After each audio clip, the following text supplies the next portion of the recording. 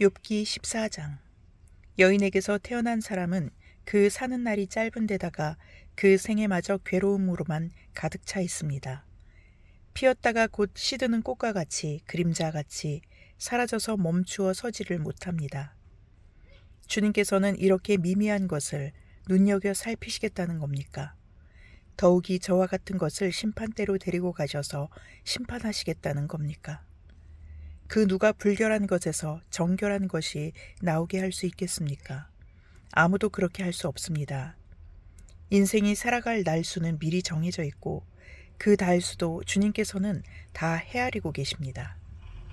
주님께서는 사람이 더 이상 넘어갈 수 없는 한계를 정하셨습니다. 그러므로 사람에게서 눈을 돌리셔서 그가 숨을 좀 돌리게 하시고 자기가 살 남은 시간을 품꾼만큼이라도 한번 마음껏 살게 해 주십시오. 한 그루 나무에도 희망이 있습니다.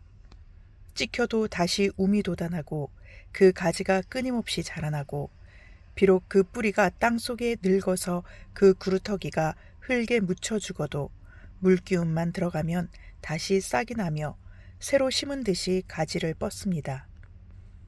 그러나 아무리 힘센 사람이라도 한번 죽으면 사라지게 되어 있고 숨을 거두면 그가 어디에 있는지도 모르게 됩니다. 물이 말라버린 강처럼 바닥이 드러난 호수처럼 사람도 죽습니다. 죽었다 하면 다시 일어나지 못합니다. 하늘이 없어지면 없어질까 죽은 사람이 눈을 뜨지는 못합니다. 차라리 나를 스올에 감추어 두실 수는 없으십니까? 주님의 진노가 가실 때까지만이라도 나를 숨겨주시고 기한을 정해두셨다가 뒷날에 다시 기억해 주실 수는 없습니까? 아무리 대장부다 하더라도 죽으면 그만입니다. 그러므로 나는 더 좋은 때를 기다리겠습니다. 이 고난의 때가 지나가기까지 기다리겠습니다. 그때에 주님께서 나를 불러주시면 내가 대답하겠습니다. 주님께서도 손수 지으신 나를 보시고 기뻐하실 것입니다. 그러므로 지금은 주님께서 내 모든 걸음걸음을 세고 계시지만 그때에는 내 죄를 살피지 않으실 것입니다. 주님께서는 내 허물을 자루에 넣어 봉하시고 내 잘못을 덮어주실 것입니다.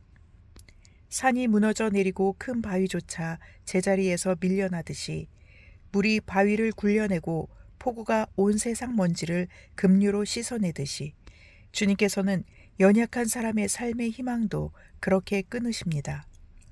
주님께서 사람을 끝까지 억누르시면 창백하게 질린 얼굴로 주님 앞에서 쫓겨날 것입니다.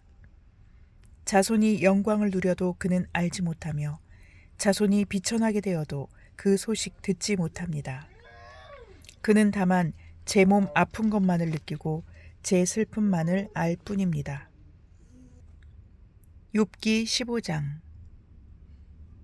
대만 사람 엘리바스가 대답하였다. 지혜롭다는 사람이 어찌하여 열을 올리며 궤변을 말하느냐.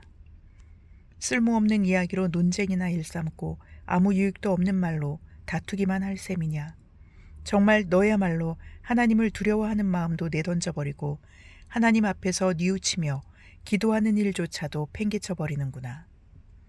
내 죄가 내 입을 부추겨서 그 혀로 간사한 말만 골라서 하게 한다. 너를 정죄하는 것은 내 입이지 내가 아니다. 바로 내 입술이 내게 불리하게 증언한다. 내가 맨 처음으로 세상에 태어난 사람이기라도 하며 산보다 먼저 생겨난 존재라도 되느냐. 내가 하나님의 회의를 엿듣기라도 하였느냐.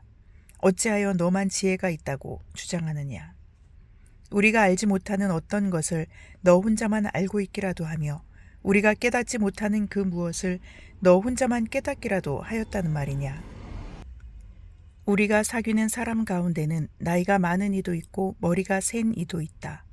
내 아버지보다 나이가 더 든 이도 있다. 하나님이 내게 위로를 베푸시는데도 내게는 그 위로가 별것 아니란 말이냐. 하나님이 내게 부드럽게 말씀하시는데도 내게는 그 말씀이 하찮게 들리느냐. 무엇이 너를 그렇게 건방지게 하였으며 그처럼 눈을 부라리게 하였느냐. 어찌하여 너는 하나님께 격한 심정을 털어놓으며 하나님께 함부로 입을 놀려대느냐. 인생이 무엇이기에 깨끗하다고 할 수 있겠으며 여인에게서 태어난 사람이 무엇이기에 의롭다고 할 수 있겠느냐? 바로 그것이다. 하나님은 당신의 천사들마저도 반드시 신뢰할 수 있다고 여기지는 않으신다. 그분 눈에는 푸른 하늘도 깨끗하게만 보이지는 않는다. 하물며 구역질나도록 부패하여 죄를 물마시듯 하는 사람이야 어떠하겠느냐. 내게 가르쳐 줄 것이 있으니 들어보아라. 내가 배운 지혜를 내게 말해주겠다. 이것은 내가 지혜로운 사람들에게서 배운 것이고 지혜로운 사람들도 자기 조상에게 배운 공개된 지혜다. 그들이 살던 땅은 이방인 없는 땅이고 거기에서는 아무도 그들을 곁길로 꿰어내서 하나님을 떠나게 하지 못하였다.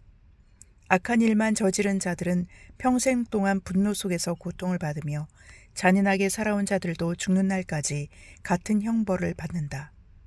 들리는 소식이라고는 다 두려운 소식뿐이고 좀 평안해졌는가 하면 갑자기 파괴하는 자가 들이닥치는 것이다. 그런 사람은 어디에선가 칼이 목숨을 노리고 있으므로 흑암에서 벗어나서 도망할 희망마저 가질 수 없다. 날짐승이 그의 죽음을 먹으려고 기다리고 있으니 더 이상 앞날이 없음을 그는 깨닫는다. 재난과 고통이 공격할 준비가 다 된 왕처럼 그를 공포 속에 몰아넣고 칠 것이다. 이것은 모두 그가 하나님께 대항하여 주먹을 휘두르고 전능하신 분을 우습게 여긴 탓이 아니겠느냐. 전능하신 분께 거만하게 달려들고 방패를 앞세우고 그분께 덤빈 탓이다. 비록 얼굴에 기름이 번지르르 흐르고 잘 먹어서 배가 나왔어도 그가 사는 성읍이 곧 폐허가 되고 사는 집도 폐가가 되어서 끝내 돌무더기가 되고 말 것이다. 그는 더 이상 부자가 될 수 없고 재산은 오래가지 못하며 그림자도 곧 사라지고 말 것이다. 어둠이 엄습하면 피하지 못할 것이며 마치 가지가 불에 탄 나무와 같을 것이다. 꽃이 바람에 날려 사라진 나무와 같을 것이다. 그가 헛것을 의지할 만큼 어리석다면 악이 그가 받을 보상이 될 것이다. 그런 사람은 때가 되지도 않아 미리 시들어버릴 것이며 마른 나무가지처럼 되어 다시는 우물 틔우지 못할 것이다. 익지도 않은 포도가 마구 떨어지는 포도나무처럼 되고 꽃이 다 떨어져서 열매를 맺지 못하는 올리브나무처럼 될 것이다. 하나님을 두려워하지 않는 무리는 이렇게 메마르고 뇌물로 지은 장막은 불에 탈 것이다. 재난을 잉태하고 죄악만을 낳으니 그들의 뱃속에는 거짓만 들어있을 뿐이다. 욥기 16장. 욥이 대답하였다. 그런 말은 전부터 많이 들었다. 나를 위로한다고 하지만 오히려 너희는 하나같이 나를 괴롭힐 뿐이다.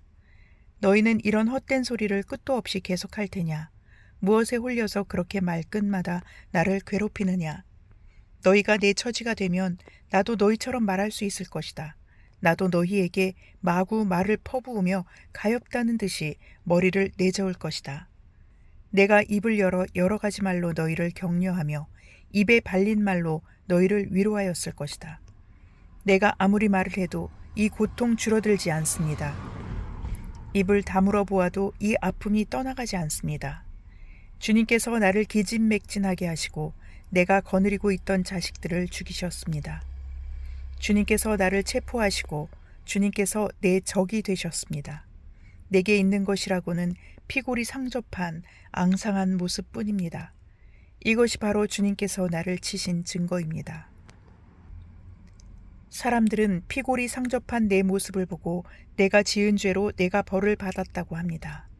주님께서 내게 분노하시고 나를 미워하시며 내게 이를 가시며 내 원수가 되셔서 살기찬 눈초리로 나를 노려보시니 사람들도 나를 경멸하는구나. 욕하며 뺨을 치는구나. 모두 한패가 되어 내게 달려드는구나.